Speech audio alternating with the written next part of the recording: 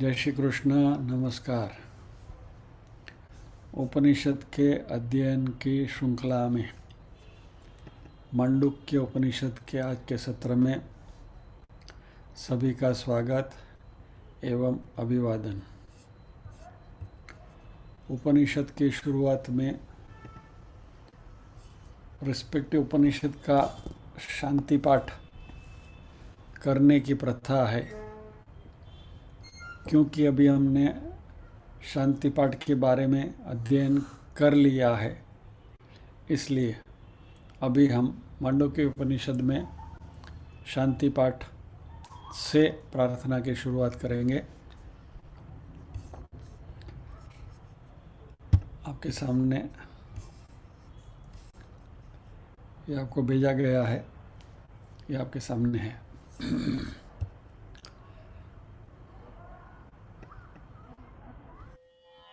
ॐ भद्रं कर्णेभिः शृणुयामदेवाः भद्रं पश्येमाक्षभिर्यजत्राः स्थिरैरङ्गैः स्तुष्टुवागुंसस्तनूभिः व्यशेमदेवहितं यदायुः स्वस्ति न इन्द्रो वृद्धश्रवाः स्वस्ति नः पूषा विश्ववेदाः स्वस्ति नस्तार्क्ष्यो अरिष्टनेमिः स्वस्ति नो बृहस्पतिर्दधातु। ॐ शान्तिश्शान्तिश्शान्तिः।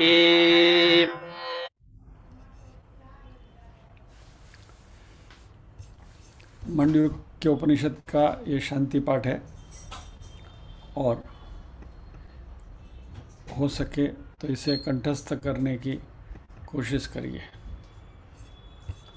इसका अर्थ हमने देखा है, तो आज उपनिषद के अंदर प्रवेश करते हैं।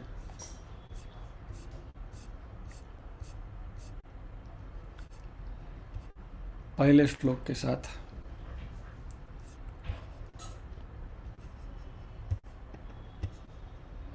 ये फाइल आपके पास है, मैं खाली डिस्प्ले कर रहा हूँ यहाँ।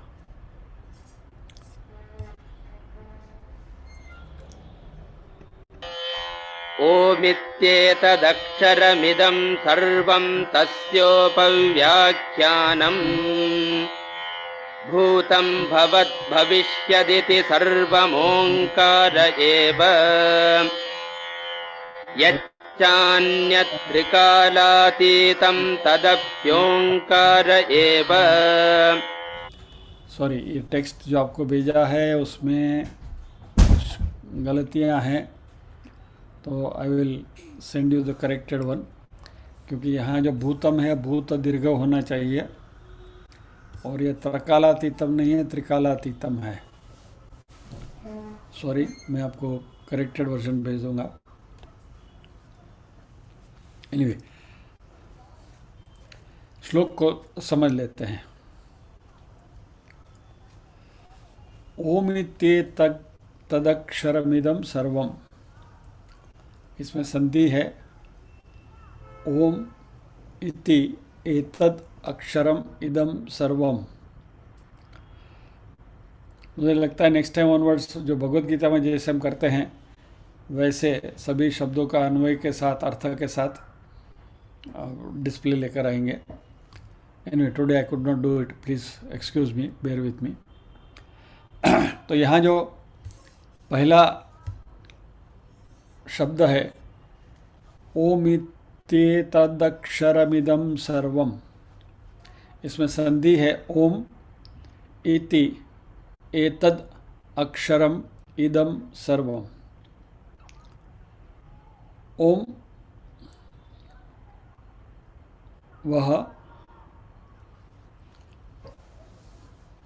अक्षर है और इदम सर्वम यानी कि इस संसार में जो कुछ है वह ओम ही है। तस्य उपव्याख्यानम, उसकी हम व्याख्या करेंगे। और क्या व्याख्या करेंगे? भूतम भवद भविष्यत इति। भूतम यानी पास्ट टेंस, भवत यानी प्रेजेंट टेंस, भविष्य यानी फ्यूचर टेंस। सो भूतकाल, वर्तमान काल और भविष्य काल सर्वम ओमकार एव, सब ओमकार ही है। एव यानी ही है, एम्फेसिस। यच्च अन्यत, इसके अलावा, यत च अन्यत, और इसके अलावा, त्रिकालातीतम, तीनों कालों से परे, यानी भूत, वर्तमान और भविष्य से परे, तदपि ओमकार एव, यदि ये तीन काल से परे कुछ भी है तो वह भी ओमकार ही है। बराबर। तो ओम इति एतद अक्षरम इदम सर्वम तस्य उपव्याख्यानम, यानी यहाँ सब कुछ जो है वह ओम है, और वह ओम जो है वो अक्षर है जिसका क्षय नहीं होता, अव्ययी है, ऐसा ओम है। उसकी हम व्याख्या करेंगे, और भूतकाल, वर्तमान काल और भविष्य काल में जो भी है सब कुछ, सर्वम ओमकार एवं, सब ओमकार ही है। यच्च अन्यत, इसके अलावा, त्रिकालातीत यानी तीनों काल से भी परे और भी कुछ है यदि, तो तदपि ओमकार एवं, वो भी ओमकार ही है। तो इसकी हम चर्चा करेंगे।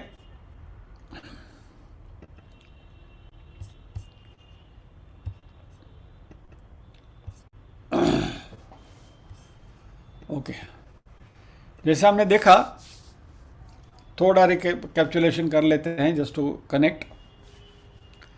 उपनिषद की शुरुआत शांति पाठ से हुई, और हम भगवान से 3 प्रकार के ब्लेसिंग्स, आशीर्वाद मांगते हैं। पहला जो था वह शारीरिक सौष्ठव यानी फिजिकल फिटनेस, कुशाग्र बुद्धि, शार्प इंटेलेक्ट, क्लियर माइंड, शांत मन, और जीवन का एक लंबा समय जिसमें हम श्रवण, मनन और निधि ध्यासन अच्छी तरह से कर सकें।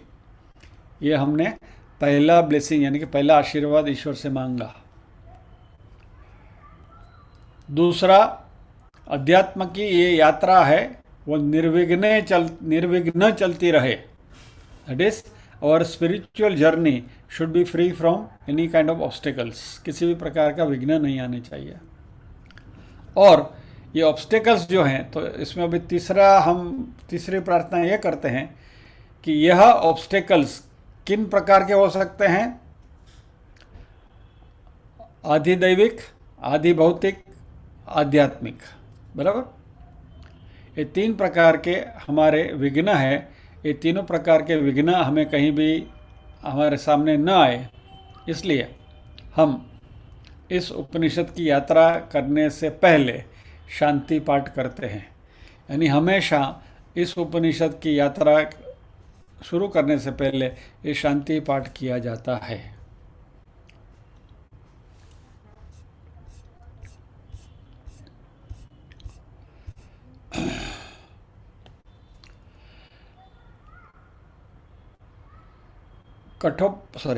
मांडुक्य उपनिषद के पहले 2 मंत्र जो हैं, उसमें पहले मंत्र में ओमकार के बारे में विचार किया जा रहा है, यानी ओमकार की एनालिसिस की जा रही है। ओमकार के बारे में हमें बताया जा रहा है। ओमकार यानी ओम। और दूसरा जो मंत्र है वो आत्म विचार का है, उसके बारे में जो दूसरे मंत्र में आएंगे तभी देखेंगे। और जो सही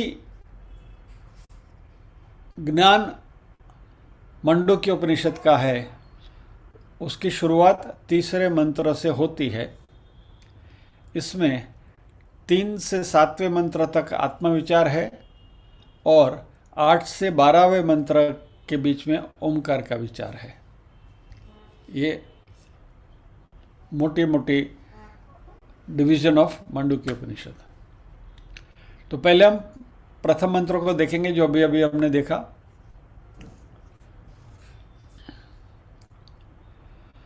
ओम वह एक शब्द है, सिलेबल है, ध्वनि है, rather let us call it. और इस जगत में वह सब कुछ है, व्यापक है, पूर्ण जगत में व्यापक है। और उसकी एक सघन विवेचन या तो इंटीमेट एनालिसिस इस ओंकार की हम करेंगे। उपनिषद जब भी ऐसा कहता है कि ओंकार सब कुछ है, यानी व्हाट डज इट मीन? ओंकार सब कुछ है यानी क्या? उपनिषद ने ही उसका उत्तर दिया कि जो भूतकाल में, वर्तमान काल में, भविष्य काल में, फिर वो जीवित है या तो निर्जीव है, वो सभी ओंकार ही है। तैत्तरीय उपनिषद में भी ओंकार की ऐसी ही एक व्याख्या की गई है। वहाँ कहा गया है कि हमें ओंकार के ऊपर ध्यान करना चाहिए, क्योंकि ओंकार ही ब्रह्म है और इस जगत में जो कुछ है वो सब कुछ ओंकार ही है। इस ओंकार को यहाँ और अच्छी तरह से उसका निरूपण करने की कोशिश की गई है। आपको याद होगा कि जब भी हम 8वें अध्याय में प्रवेश किया था और ये मंत्र आया था ओम एकाक्षरम ब्रह्म व्याहरन् माम अनुस्मरन्, तभी आपसे प्रपोज किया था कि हम यहाँ 8वें अध्याय को पॉज करेंगे, ओमकार के बारे में विस्तृत जानकारी प्राप्त करके 8वें अध्याय में वापस आएंगे। लेकिन हमने उस विचार को बाजू में रखा। 8वें अध्याय में हमारा प्रयाण चालू रहा, लेकिन ओमकार की बात जो वहाँ करनी थी वो नहीं हो पाई, इसलिए मांडुक्य उपनिषद को हमने अलग से गुरुवार को ले लिया। तो यह जो शाश्वत सत्य है, अल्टीमेट रियलिटी जिसको बोलते हैं या तो अल्टीमेट ट्रुथ जिसको बोलते हैं, वह समय से परे है और इस विश्व से भी परे है। It is beyond time and beyond the universe, यानी बियॉन्ड टाइम एंड स्पेस। और वह भूत, वर्तमान और भविष्य से भी परे है, और ये सब ओंकार है।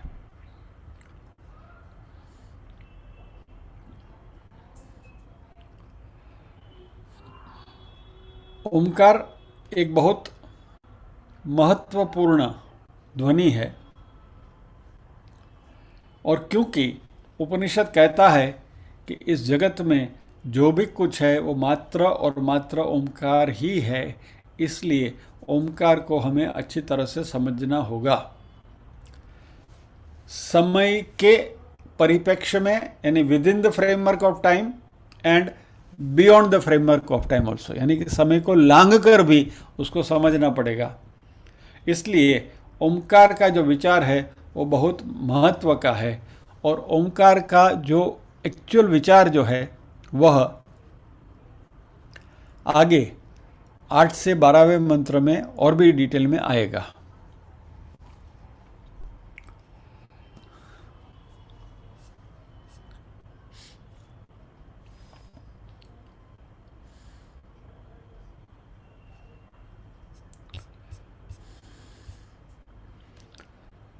दूसरा मंत्र जो है, चलो उसको भी हम देख लेते हैं, क्योंकि दोनों मंत्र साथ साथ में ही लिए जाते हैं। तो दूसरा मंत्र अब भी आपके सामने डिस्प्ले हो रहा है।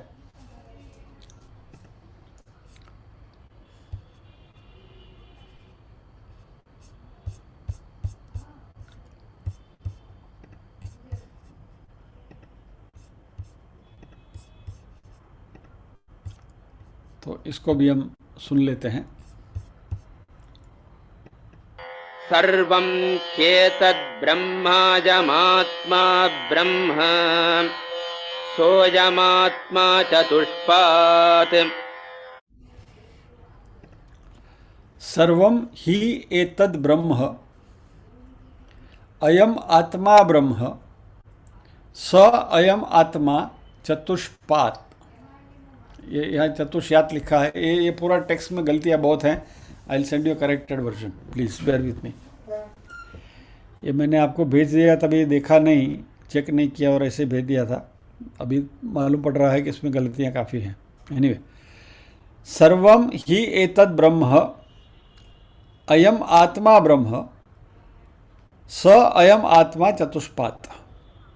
तो यहाँ जो कुछ है वो सब कुछ ब्रह्म है, यह आत्मा भी ब्रह्म है, और यह आत्मा के 4 चरण है, चतुष्पाद, 4 पैर, पाद यानी पैर या तो चरण, यानी इस आत्मा की जो स्थिति है उसके 4 चरण है। ये दूसरा श्लोक मांडुक्य उपनिषद का।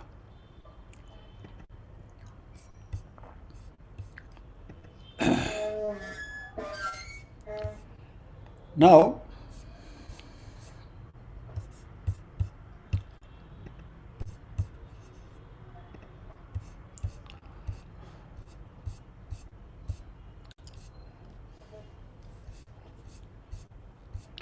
दूसरा मंत्र जो है वहाँ एक और बात इंट्रोड्यूस की जा रही है एक दूसरे एंगल से, और वहाँ ये बताया जा रहा है कि ये जो सारी सृष्टि जो है वह एंटायर क्रिएशन वह ब्रह्म है, और ब्रह्म ही समय में और समयातीत वही है।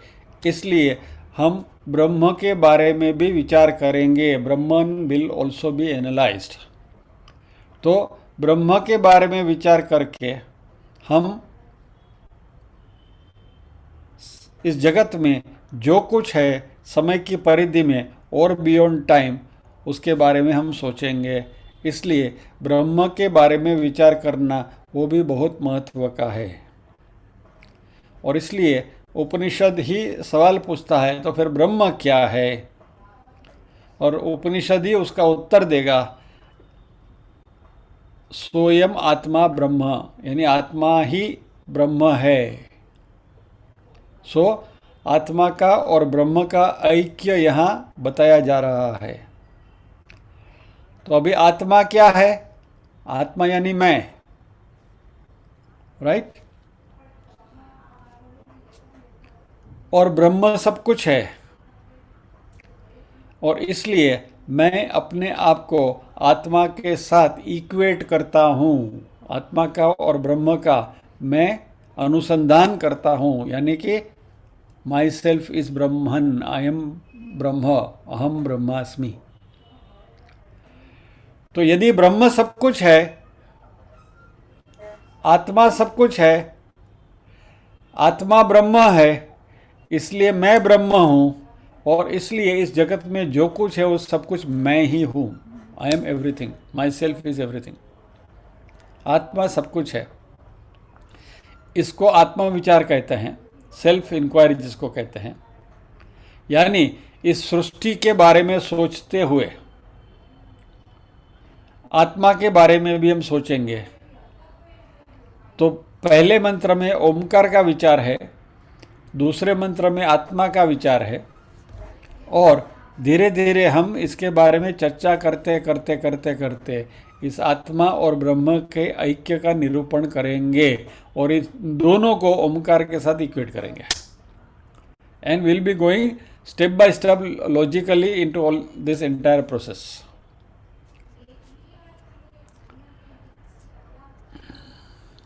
और यहाँ आत्मा विचार का जब भी दूसरे मंत्र में बात करी तो वहाँ ये बात कही गई कि यह जो आत्मा है, सोयम आत्मा चतुष्पाद, यानी कि इस आत्मा के 4 पार्ट या तो 4 कंपोनेंट्स है, या तो 4 फैसेट्स है, 4 एस्पेक्ट्स हैं। तो ये ओमकार का विचार जो है वह आत्मा के जो 4 एस्पेक्ट्स है उसके बारे में भी हमें सोचने की दिशा में ले जाता है। और जब मैंने आत्मा के इस 4 चरण के बारे में जान लिया तो ये जो सारी सृष्टि है उसके बारे में मुझे जानकारी उपलब्ध हो जाएगी। और ये 4 चरण आत्मा के क्या है वह 3 से 7वें श्लोक के अंदर इसके बारे में चर्चा की जाएगी। शॉर्ट में आपको कह दूं तो 3रे मंत्र में पहला चरण, 4थे मंत्र में दूसरा चरण, 5वें और 6ठे मंत्र में तीसरा चरण और 7वें मंत्र में चौथा चरण, इस तरीके से आत्मा के 4 चरण की चर्चा की जाएगी। और इस मंत्र के अध्ययन के पहले उसके बारे में थोड़ी इंट्रोडक्शन या तो जानकारी प्राप्त करना जरूरी है, क्योंकि मांडुक्य उपनिषद जो है वह एक सीधे पहाड़ की तरह है। It is like a steep mountain, the climbing is very steep. चट्टान जो है वो बिल्कुल स्टीप है, स्टेप वाला नहीं, उसमें ये नहीं है, स्टेप्स नहीं है, you to straight away climb. और इसलिए इस स्टीप माउंटेन के ऊपर चढ़ने के लिए, इस चढ़ान जो है हमारा, वह शुरू करने से पहले कुछ एक्सप्लेनेशन, कुछ जानकारी आवश्यक है।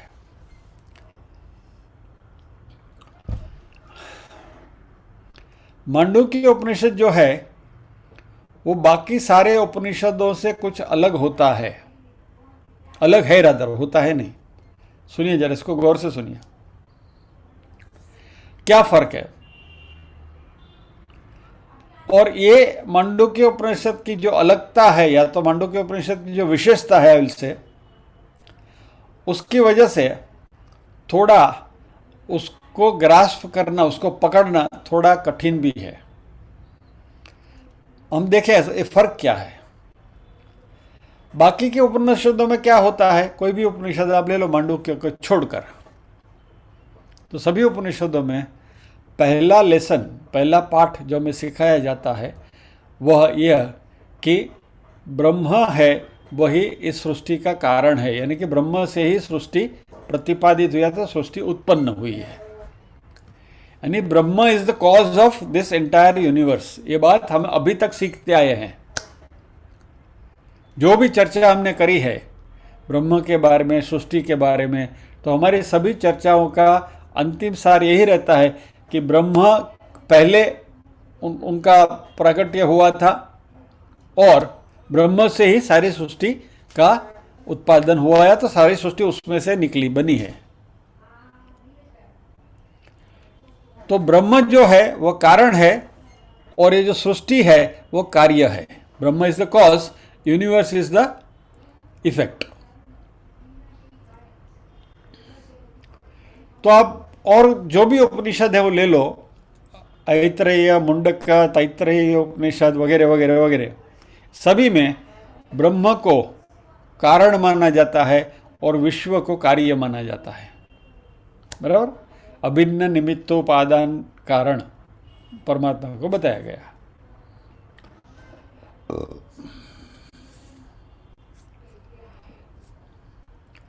तो फिर हमें यह सिखाया गया, थोड़ा ध्यान से समझने की कोशिश करना।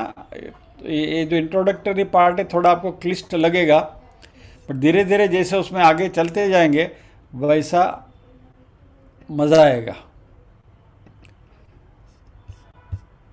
जब भी ओमकार के बारे में ये शायद मैं इसको I will equate this experience with similar to Tattvabodh. Tattvabodh की जब भी हमने शुरुआत करी थी, ત્યારે શરૂઆત કે જો ઇન્ટ્રોડક્ટરી સેશન્સ અમારે થે એમાં લોકોએ બેસી બેસીને બહુ બગાસા ખાધા હતા,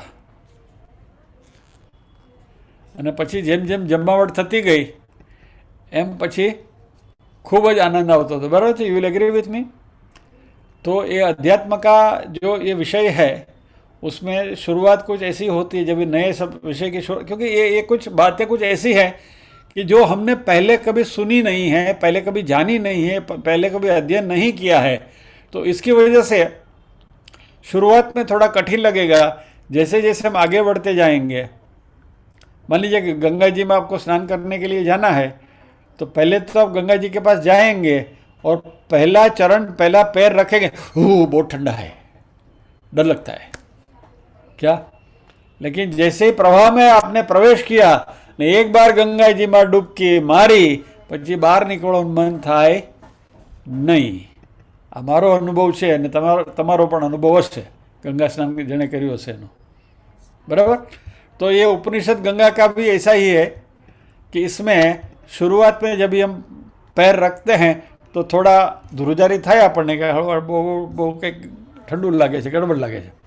जैसे ही अंदर प्रवेश करेंगे और डुबकी लगाएंगे फिर बहुत आनंद आएगा. एनीवे, तो बाकी सारे उपनिषद कहते हैं कि ब्रह्म कारण है और जगत जो है उसका कार्य है, यानी ब्रह्म से जगत उत्पन्न हुआ है.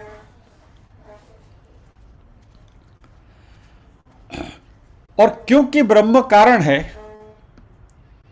और ये जगत कार्य है, कार्य यानी इट इज अ प्रोडक्ट, बराबर. और इसलिए क्योंकि ब्रह्म से जगत पैदा हुआ है और ब्रह्म सॉरी दिस वर्ल्ड या तो universe is a product of that, तो इन्हीं प्रोडक्ट जो भी कोई वस्तु है, प्रोडक्ट यानी वस्तु, बराबर, बनाई गई वस्तु, तो उसका नाम भी होगा और उसका फॉर्म भी होगा, रूप भी होगा. बराबर. मान लीजिए कि मोबाइल फ़ोन है तो ये वस्तु है, बराबर. अभी इसको बनाई गई है तो उसका नाम भी है.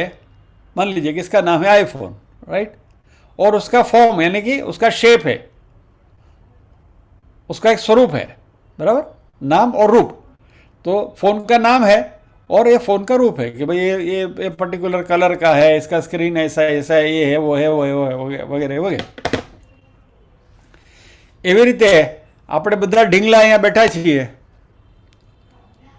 તો આપણા બધાના નામ છે, વ્યવસ્થિત નામ છે બધાના, છગનલાલ, મગનલાલ, पेथालाल वगैरह वगैरह वगैरह. और छगनलाल, मगनलाल, पेथालाल वगैरह से सबके अपने अपने फॉर्म भी है. शांता बहन है, कांता बहन है, कौंता बहन है, सब कुछ है, बराबर. तो उनके नाम भी है और उनका स्वरूप भी है. कहने का तात्पर्य क्या है, इस जगत में जो भी कुछ ब्रह्म से निष्कर्ष हुआ है, उत्पन्न हुआ है, उसका नाम भी है, उसका फॉर्म भी है. मैं टेबल में कुर्सी के ऊपर बैठा हूँ तो ये जिस जगह पर जिस साधन पर मैं बैठा हूँ उसका नाम है कुर्सी और उसका एक आकार भी है, यानी कि रूप भी है. अभी मेरी कुर्सी ऐसी है, साइड में हैंडल है, ये है वो है, तो लाइक दैट. या तो मैं सोफे पे बैठा तो सोफा ऐसा है, वगैरह वगैरह. So anything. शर्ट आपने पहना है तो ये ऐसा शेप में जो है उसको शर्ट बोलते हैं. फिर उसका आकार है, उसका रंग है, रंग रूप सब कुछ है उसका. सो इन शॉर्ट, एवरी प्रोडक्ट जो इस संसार में विद्यमान है उसका मूलभूत कारण ब्रह्म है. सब कुछ ब्रह्म से ही उत्पन्न हुआ है. और क्योंकि वो प्रोडक्ट है, क्योंकि वो वस्तु है, तो वो वस्तु का नाम और रूप है, बराबर. अभी इसको थोड़ा और सरलता से समझने की कोशिश करें तो अलंकार है. आप ज्वेलर की दुकान में जाओ तो अलग अलग शेप के, अलग अलग नाम के अलंकार है वहाँ, बराबर. हार है, कुंडल है, कंकण है, नथनी है, बराबर, दामणी है, बराबर, चूड़ामणि जिसको बोलते हैं, सब कुछ है, हार है. There are various types of ornaments. अलग अलग प्रकार के अलंकार है ज्वेलर की दुकान में. सबके नाम है और सबके गुण है, बराबर. कंकण है तो हाथ में ही पहना जाता है, कंकण कान में नहीं पहनते. आजकल कंकण की साइज के कुंडल आते, बात अलग है, लेकिन कंकण हाथ में पहना जाता है, कुंडल कान में पहना जाता है, हार जो है गले में ही डाला जाता है, एटसेट्रा एटसेट्रा. यानी उसके गुणधर्म है, उसके कैरेक्टरिस्टिक है और प्रत्येक ऑर्नामेंट जो है उसका नाम है, यानी कि उसका नाम है और रूप है. लेकिन ये सभी ऑर्नामेंट में कॉमन चीज जो है वह सोना है, सुवर्ण है. All are made of gold. So उसका वजन जो भी होगा, शेप जो भी होगा, साइज जो भी होगा, एवरीथिंग, बट जब भी हम इन अलंकारों की बात करते हैं तो हम बात किसकी करते हैं? सोने की। तो इसी तरीके से वेदांत में भी इसी प्रिंसिपल का हम उपयोग करते हैं कि अलंकारों में जैसे सुवर्ण है वैसे इस विश्व में ब्रह्म है। जैसे सोने में से अलंकार बने हैं अलग अलग नाम रूप के, इसी तरह ब्रह्म में से इस सृष्टि में अलग अलग वस्तुएं बनी हैं जिसके अपने अपने नाम है, अपने अपने रूप हैं। बराबर?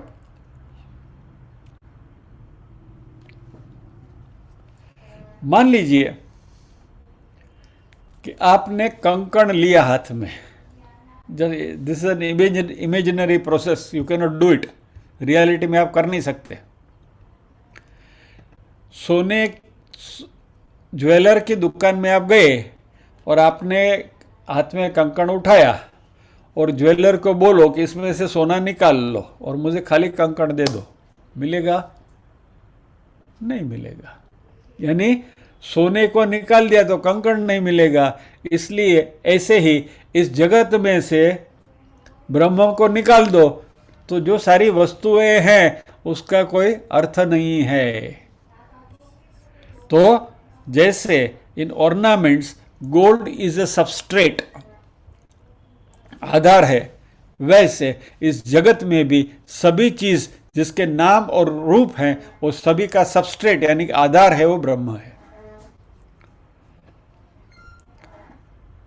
तो यानी ये जैसे सभी अलंकार हैं वह अपना अस्तित्व सुवर्ण के ऊपर निर्भर रखता है, वैसे ही इस संसार में सभी चीजों का अस्तित्व ब्रह्म के ऊपर निर्भर है। बिना ब्रह्म के कुछ नहीं है।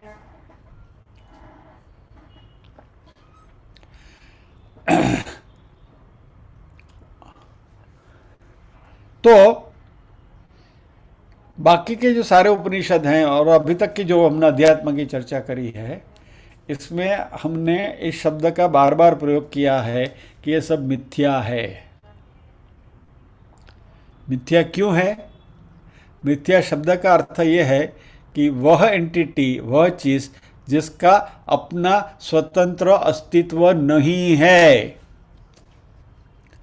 हार है, बराबर? तो हार नाम रूपी जो सब्सटेंस है उसका अपना अस्तित्व नहीं है, उसमें से आप सोने को निकाल लो तो।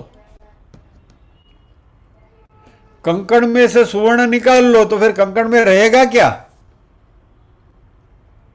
Just try to imagine. एक इमेजिनरी क्वेश्चन आपके सामने रख रहा हूं। यानी उसके सबस्ट्रेट को आप निकाल लो तो कुछ बचेगा ही नहीं।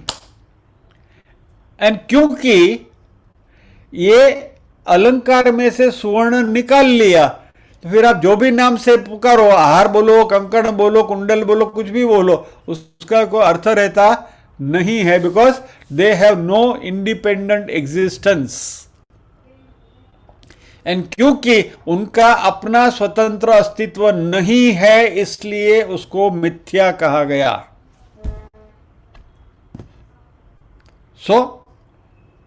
मिथ्या का अर्थ है उसका नाम है, उसका रूप है, लेकिन उसका स्वतंत्र अस्तित्व नहीं है। चलो एक और एग्जाम्पल से इस बात को और भी क्लियर करते हैं। और अक्सर जो हम सीखते हैं, मिथ्या शब्द जब ये आता है तभी रज्जु और सर्प, बराबर? रज्जु सर्प का एग्जाम्पल जो हमारे सामने बार बार आता रहता है। डोरी है और डोरी में अंधेरे में सर्प की हमें भ्रांति होती है। डोरी नहीं है तो सर्प की भ्रांति होगी, बराबर? अंधेरे में से आप डोरी को हटा लो तो फिर सर्प की भ्रांति होने का कोई सवाल ही नहीं है। There is no snake unless there is a rope, isn't it? तो सर्प की भ्रांति इसलिए होती है क्योंकि वहां डोरी पड़ी हुई है। यानी बिना डोरी के सर्प का अस्तित्व नहीं है। एंड देयरफॉर नाउ अभी हमारे सामने तो सर्प है जिसका नाम भी है कोबरा है, काले रंग का है, हरे रंग का है, तो उसका नाम है, फॉर्म है, जो भी हमें जो भ्रांति हो रही है, बराबर, उसका नाम है, उसका फॉर्म है, उसका स्वरूप है, लेकिन उसका अपना स्वतंत्र अस्तित्व नहीं है। जिस दिन आपने वो डोरी को हटा लिया, आपको सर्प किसी भी फॉर्म में दिखाई नहीं देगा। इसलिए ये जगत जो है वह ब्रह्म से निष्कासित या तो ब्रह्म से उत्पन्न हुआ है, और इसलिए ब्रह्म को हटा दिया तो इस जगत में जो भी कुछ है उसका स्वतंत्र अस्तित्व नहीं है। जैसे ऑर्नामेंट में से स्वर्ण को हटा दो या तो सर्प में से रज्जु को हटा दो। और इसलिए ये सारे नाम रूपधारी जो भी सब्सटेंसेस है इस जगत में, वो सब मिथ्या कहलाए हैं। ये अभी तक हमने ये सीखा है, बराबर है। So far we have been learning this.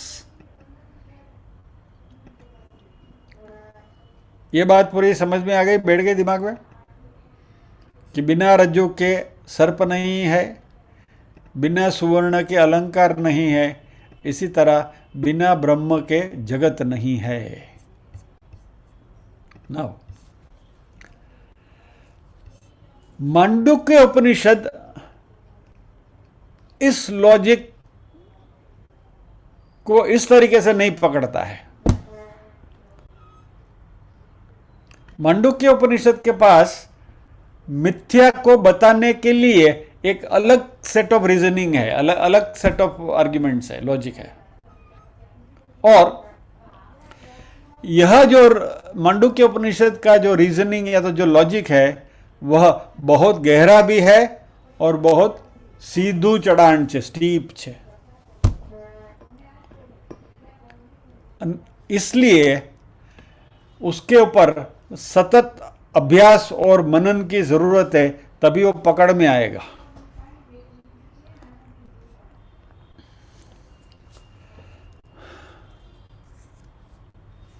Shankaracharya ji कहते हैं कि यह जगत मिथ्या है क्योंकि हम उसका अनुभव करते हैं। We are experiencing this world. मैं बहुत धीरे धीरे जा रहा हूं ताकि एक एक कंसेप्ट दिमाग में बैठता जाए। स्टेप बाय स्टेप हमें बिठाना है। क्या अभी तक हमने देखा, मैं आई क्विकली रिकैप्चुलेट। अलंकार में से सुवर्ण को निकाल दो, अलंकार की कोई अहमियत नहीं है, बराबर है। रज्जु सर्प के एग्जाम्पल में से सर्प में से रज्जु को निकाल दो, सर्प की कोई अहमियत नहीं है। इसी तरह जगत में से ब्रह्म को निकाल दो, जगत की कोई अहमियत नहीं है, अपना स्वतंत्र अस्तित्व नहीं है। इसलिए ये सब मिथ्या कहा गया है, क्योंकि अपना स्वतंत्र अस्तित्व नहीं है।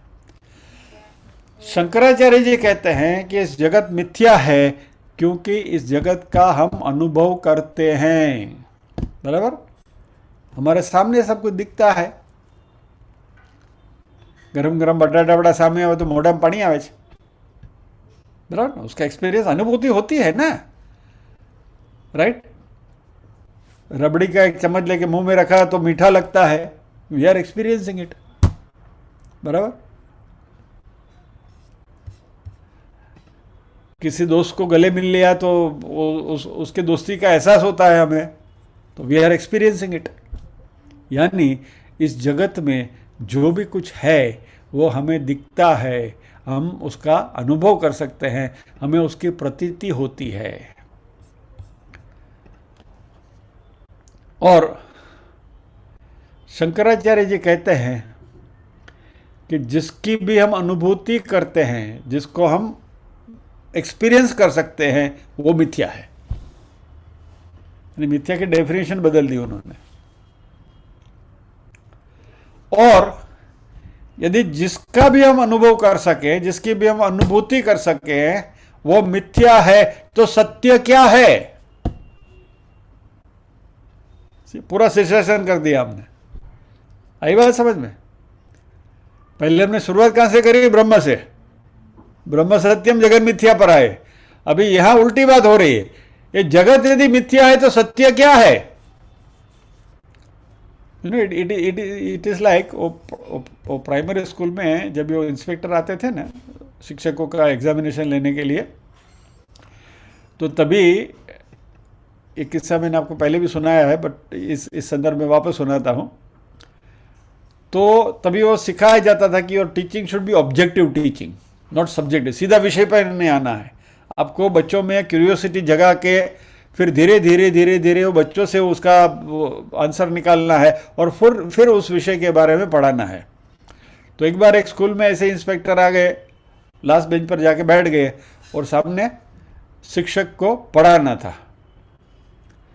और जब ये होता है तो जो टीचर्स रूम होती है ना, वहाँ वो बैठ के चर्चा कर रहे थे। तो किसी मास्टर ने एक दूसरे से पूछा, आज तुम क्या पढ़ाने वाले हो? तो इसने बोला कि आज मैं आम के बारे में पढ़ाने वाला हूँ। वो अंदर अंदर डिस्कशन था, तो केरी ने विषय मारे आज चर्चा करवानी है। एक बच्चा सुन गया कि आज मास्टर केरी विषय भणाववाना छे। तो क्लास में टीचर आए और शुरू किया उन्होंने, बच्चे लोग आपका सबसे प्यारा फल कौन सा है? तो एक लड़के ने कहा, साहेब केळू। बीजो बोला, साहेब जमरूक। साहेब दाडम।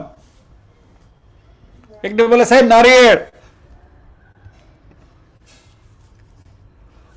ઉનાળામાં કયું ફળ આવે? તો કે સાહેબ જાંબુડા। મારો બેટો કોઈ કેરીનું નામ ન લે।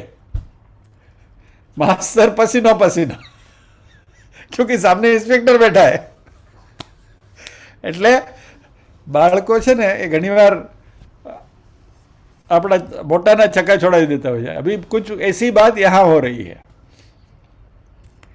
शंकराचार्य जी ने भी हमको उल्टा टांगा कि जिसको हम अनुभूति कर सकते हैं वो सब मिथ्या है, तो ये सब मिथ्या है तो सत्य क्या है?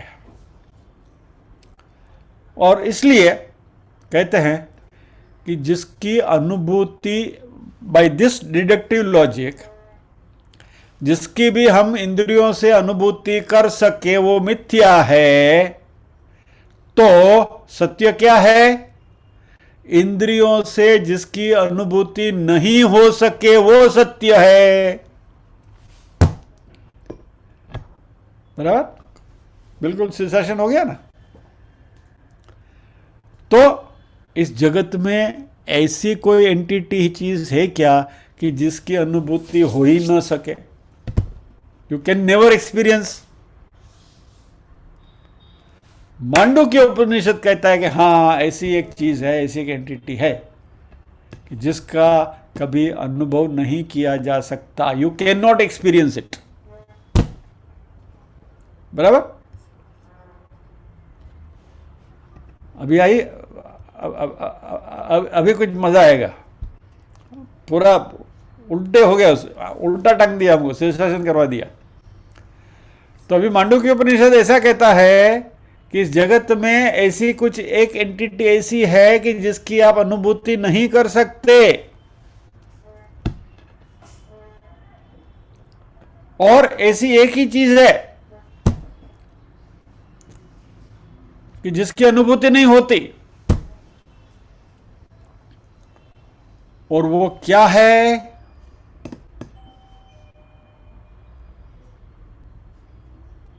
अनुभव करने वाला स्वयं, the experiencer, the observer, the awarer. वह कभी भी अनुभूति की वस्तु नहीं हो सकती, क्योंकि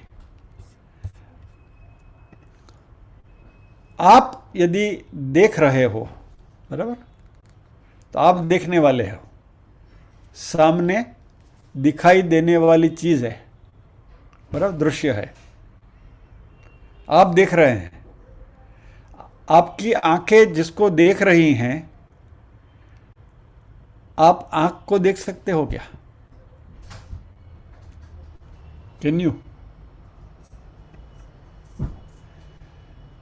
जीभ के ऊपर शक्कर की टेस्ट आती है, बटाटा वड़ा की टेस्ट आती है, लेकिन जीभ का टेस्ट क्या है मालूम है आपको? नहीं। राइट? यानी जो एक्सपीरियंस करता है, जो अनुभूति करने वाला है, उसकी अनुभूति नहीं हो सकती, क्योंकि उसकी यदि अनुभूति हो जाए तो वस्तु हो जाएगी, अपने से अलग हो जाएगा। सो द एक्सपीरियंसर या तो द ऑब्जर्वर या तो the aware can not be, rather cannot experience oneself, cannot be aware about oneself, बराबर, cannot observe himself, अपने आप को आप देख नहीं सकते हो। आंखें सब कुछ देख सकती हैं लेकिन खुद को नहीं देख सकती। इसलिए देखने वाला जो है वो अपने को नहीं देख सकता है, यानी the experiencer can not be experienced. मान लीजिए कि आप किसी को स्पर्श कर रहे हो, तो स्पर्श करने की जो वस्तु है उसकी आपको अनुभूति होगी, लेकिन स्पर्श करने वाला अपने आप को टच नहीं कर सकता। हाँ बोलोगे, लिया मैंने मेरे हाथ को टच कर लिया, तो क्या कि मैंने मेरे हाथ को टच किया, अपने आप को टच किया? ट्राई टू अंडरस्टैंड दिस, बराबर। ये हाथ मेरा है, राइट। नाउ स्पर्श करने वाला अपने आप को एक्सपीरियंस नहीं कर सकता, ये मैंने टच कर लिया, लेकिन किसको टच किया? हाथ को टच किया। Can you touch your self? आप अपने आप को स्पर्श कर सकते हो क्या? नहीं। तो मांडुक्य उपनिषद में ये बात हमें समझनी है, और इसलिए कहा जा रहा है कि जो भी अनुभूति की जा रही है या तो जो भी एक्सपीरियंस हो रहे हैं, दोज थिंग्स आर ऑब्जेक्ट्स, और जो अनुभूति करने वाला जो है द एक्सपीरियंसर या तो द ऑब्जर्वर। और पहले शंकराचार्य जी ने कहा कि जिसकी भी अनुभूति हो रही है, anything that you are experiencing that is an object, और जो भी ऑब्जेक्ट है वो मिथ्या है। तो सत्य कौन है? तो ऑब्जर्वर, एक्सपीरियंस करने वाला, देखने वाला, अनुभूति करने वाला, यानी कि मैं, वही सत्य है, और बाकी सब कुछ मिथ्या है। क्योंकि बाकी सब कुछ अनुभूति का विषय है, मैं अनुभूति का विषय नहीं हूं इंद्रियों से।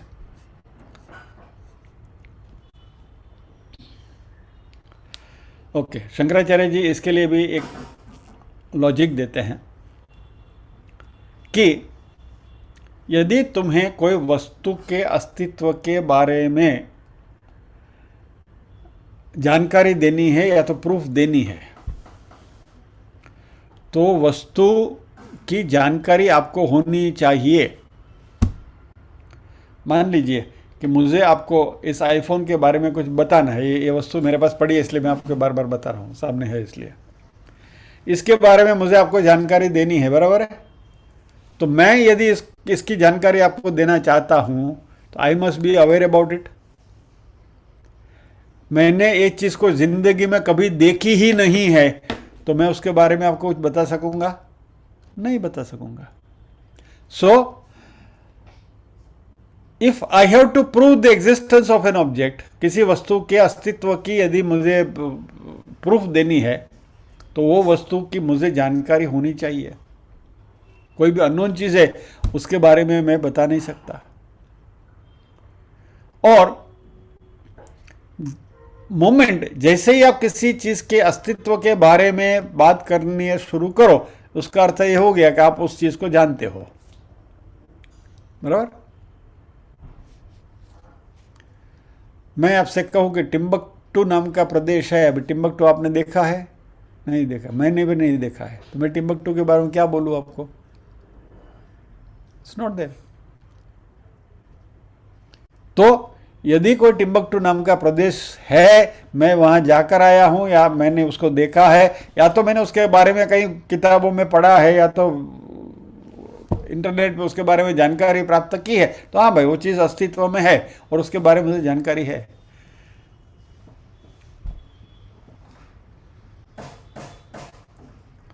तो किसी भी चीज़ का अस्तित्व जो है उसकी प्रूफ तभी दे सकते हैं, उसके बारे में किसी न किसी को जानकारी होनी ज़रूरी है। नॉट नेसेसरीली मी, टिम्बकटू मैं नहीं गया हूँ, लेकिन आप में से कोई जाकर आए तो भी जानकारी तो है आपको, यानी किसी के पास तो उसकी जानकारी है।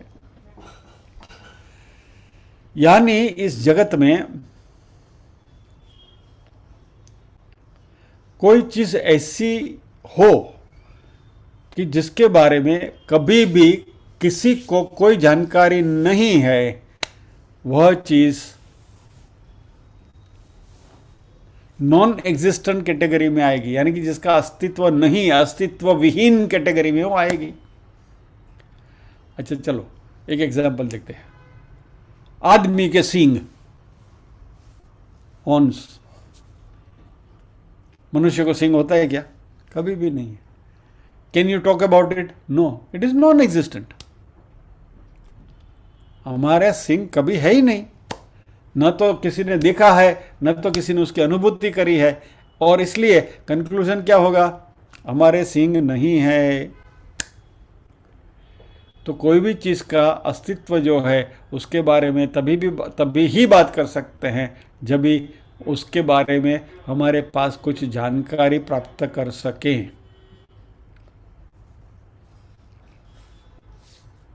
सो existence depends upon it being knowable.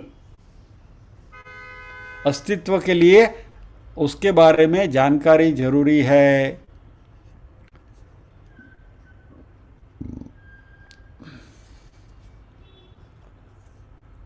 तो किसी भी चीज के बारे में जानकारी प्राप्त करने वाला कौन है? मैं, the knower. I know the knowable, बराबर? जिसको जान सकता हूं ऐसा जानकार मैं हूं।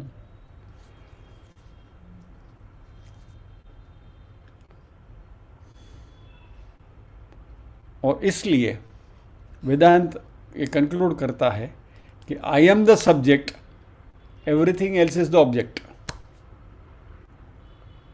संस्कृत ग्रामर की भाषा में बात करें तो मैं पहली विभक्ति हूं, बाकी सब कुछ दूसरी विभक्ति है।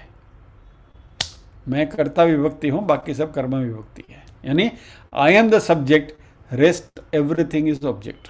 यानी जानकार, जानने वाला या तो जान सकने वाला मैं हूं, बाकी की सारी चीजें जो है वो जानने योग्य हैं, यानी दे आर द ऑब्जेक्ट्स।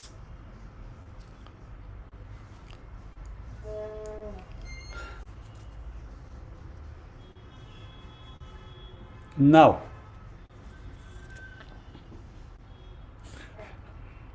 अभी थोड़े एक स्टेप और गहरा चलते हैं, आगे बढ़ते हैं। यदि जानने वाला मैं का ही अस्तित्व नहीं है तो जानने योग्य चीजों के अस्तित्व के बारे में बात करके क्या फायदा? उन्होंने कहा था आप मुआ फिर डूब गई दुनिया। जब मैं ही नहीं हूं तो मैं क्या जानूंगा? If I do not exist, what else will I know? यानी मैं ही इस जगत के अस्तित्व को क्रेडेंस देता हूं। यानी इस जगत में जो भी कुछ अस्तित्व, जो भी किसी चीज का अस्तित्व है वो मेरी वजह से है। मैं हूं तो मेरी बीवी है, मैं हूं तो मेरे बच्चे हैं, मैं हूं तो मेरे पिता हैं, मैं हूं तो मेरी माता है, मैं हूं तो मेरा घर है, मैं हूं तो मेरी गाड़ी है। Everything is revolving around that मैं। और इस मैं की हमें पहचान बनानी है कि ये मैं है कौन। समझ रहे हो? Are you getting into it? अच्छा, ये मेरा घर है, ये मेरी गाड़ी है, बराबर है? क्या मेरा अस्तित्व इस घर या गाड़ी के ऊपर निर्भर है? ये घर नहीं होता था तो क्या मैं मिट जाऊंगा? ये गाड़ी नहीं है तो मैं मिट जाऊंगा? ये शर्ट नहीं है तो मैं मिट जाऊंगा?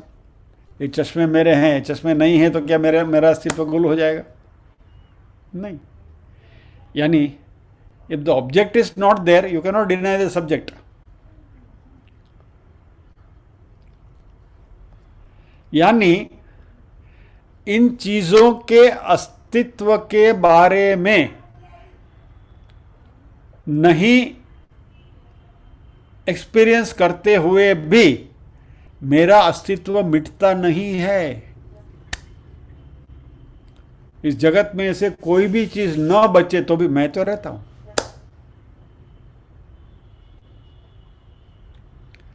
तो my existence does not depend on external world,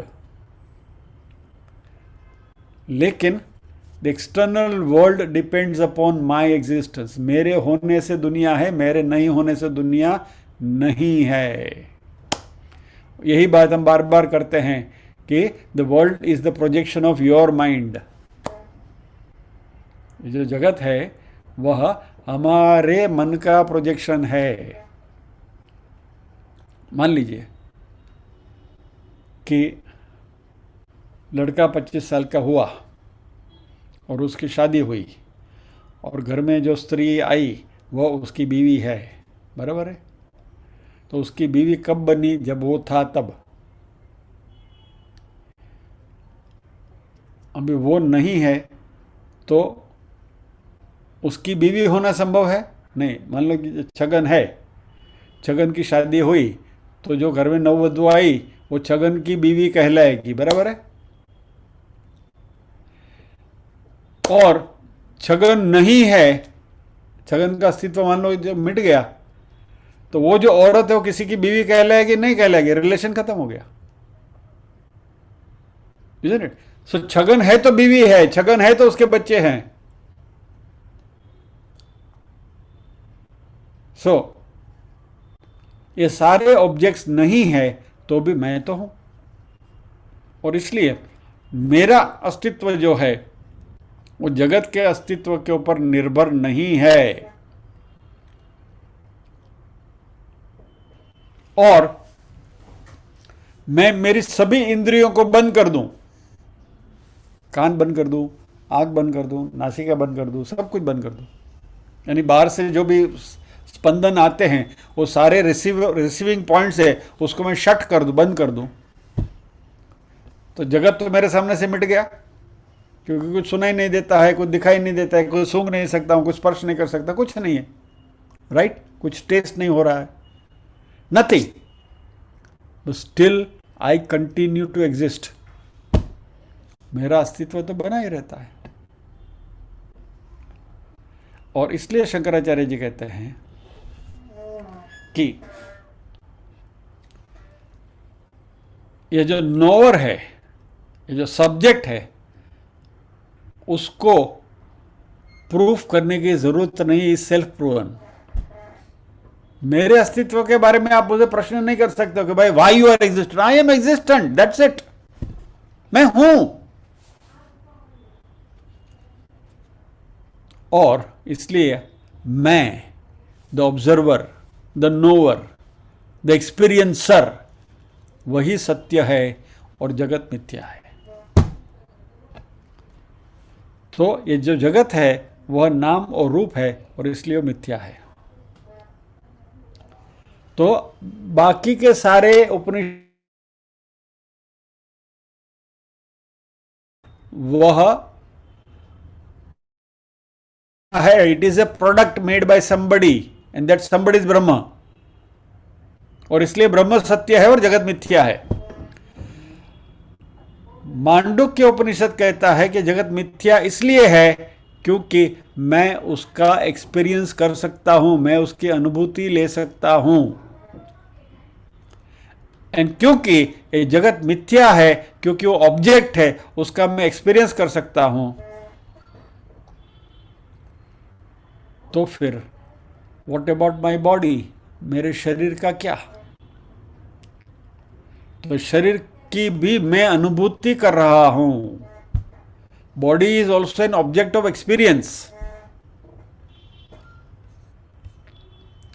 इसलिए ये शरीर भी मिथ्या है, उसका भी नाम है, उसका भी फॉर्म है, उसका भी शेप है। इसी तरह इस शरीर को जो जानने वाला मन है वो मन भी जो है वह भी मिथ्या है, क्योंकि वो भी उसकी स्थिति बदलती रहती है। Because I find that my mind is काम, I find that my mind is angry. I find that my mind is agitated. Yes? तो ये सब मन की जो अलग अलग स्थितियां हैं, I find that my mind is happy. Right? I find that my mind is joyful. तो ये जो I find वाला जो I है वो सत्य है, जिसको एक्सपीरियंस कर रहा है वो माइंड जो है मिथ्या है, because it is an object of perception. So ये पूरा जगत, ये शरीर, ये मन, ये सब कुछ जो है जिसका नाम है एजिटेटेड माइंड, काम mind, quite mind, happy mind, यानी नाम है ना उसका, तो वह सब मिथ्या है। और उसकी जो अनुभूति कर रहा है वो अनुभूति करने वाला मैं सत्य है। मांडुक्य उपनिषद ये जो पूरी अनुभूति है उसको अलग अलग सेगमेंट में डिवाइड करता है, जिसके बारे में हम अगले सत्र में विचार करेंगे। आज वील पॉज हियर।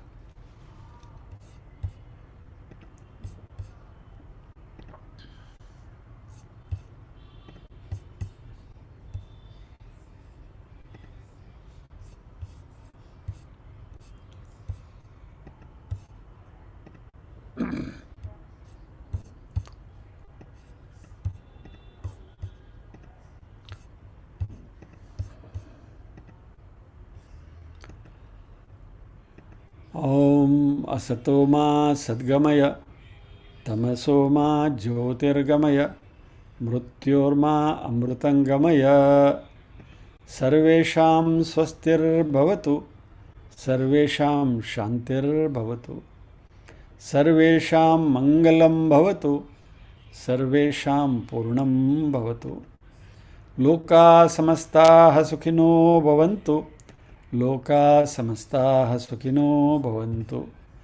नाहं कर्ता हरिः कर्ता, हरिः कर्ता हि केवलम्। ओम शांति शांति शांति। सभी के हृदय कमल में विराजमान परम कृपालु परमात्मा को वंदन करते हुए आज के सत्र को विराम देते हैं। अगले सत्र में इसी बात को आगे बढ़ाएंगे। जय श्री कृष्ण।